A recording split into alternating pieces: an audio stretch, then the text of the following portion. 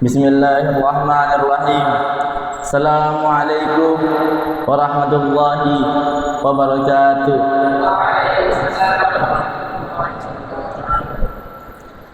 Alhamdulillahi rabbil alamin. Assalatu wassalamu ala ashrafil anbiya'i wal mursalin Sayyidina Muhammadin imamin muttaqin Muhammad bin Abdillah la nabiyya ba'da, amma ba'd. Segala puji bagi Allah yang menciptakan seluruh makhluknya, yang menciptakan alam, dan terlebih lagi nikmat iman dan Islam. Salawat serta salam tak lupa kita curahkan kepada Nabi Allah Muhammad sallallahu alaihi wasallam beserta keluarganya, sahabatnya, dan umat-umatnya yang senantiasa mengikuti sunnah-sunnahnya hingga akhir zaman.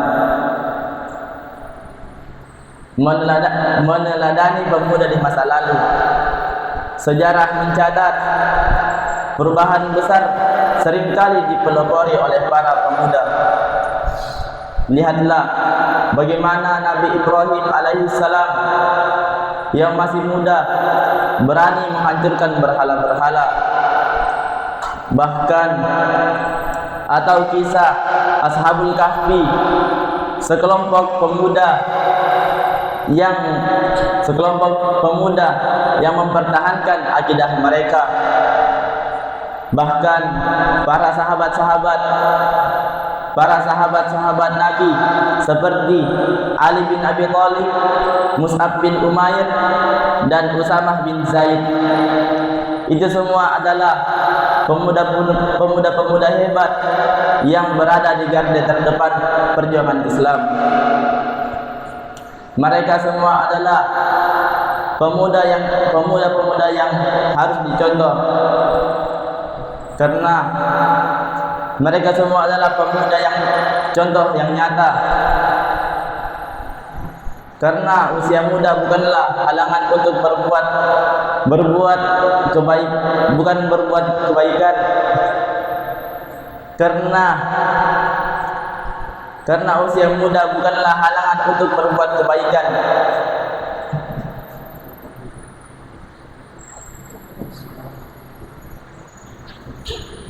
Mari kita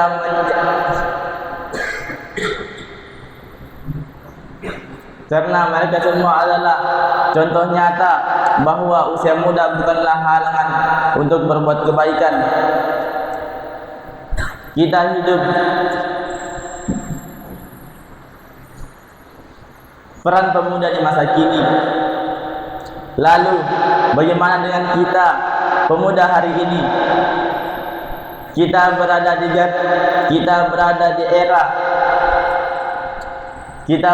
era yang penuh tantangan sekaligus peluang. Tantangan dari maksiat, gaya hidup yang jauh dari nilai-nilai agama, dan lunturnya semangat kebersamaan. Namun kita juga memiliki akses ke ilmu pengetahuan dan teknologi yang tak terbatasi. Satu, iman yang kuat. Contohnya dalam Quran Al-Mu'minun ayat 3. Walilladzina hum 'anil lagwi mu'ridun. Dan orang yang menjauhkan diri dari perbuatan dan perkataan yang tidak berguna. Bahkan ulama Sal Atsuri mengatakan, barang siapa yang mencela usaha, maka dia telah mencela ketentuan yang Allah tetapkan. Barang siapa yang mencela tawakal, maka dia telah meninggalkan keimanan. Jadikan iman sebagai fondasi utama dalam kehidupan kita, dan jangan mudah terpengaruh dari perbuatan-perbuatan yang melalaikan. Dua, ilmu yang bermanfaat. Jadilah pemuda yang cerdas dan berpengetahuan yang luas. dan jangan putus asa dalam belajar.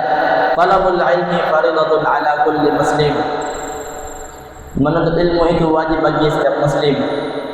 3. Akhlak yang mulia. Tunjukkan bahwa pemuda Islam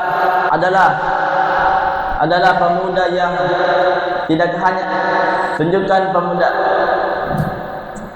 3. Akhlak yang mulia. Tunjukkan bahwa pemuda Islam adalah pribadi yang santun, rendah hati, jujur, dan dapat dipercayai. Mari kita menjadi pemuda yang tidak hanya sibuk dengan urusan dunia, tetapi juga peduli pada urusan akhirat. Karena dunia sementara, akhirat selamanya. Mari kita menjadi pemuda yang membawa perubahan positif, bukan menjadi pemuda yang hanya menjadi penonton hati Hello Kitty, bahkan sering Velocity. Dan jangan pula menjadi pemuda yang impian setinggi langit, namun usaha setinggi seng.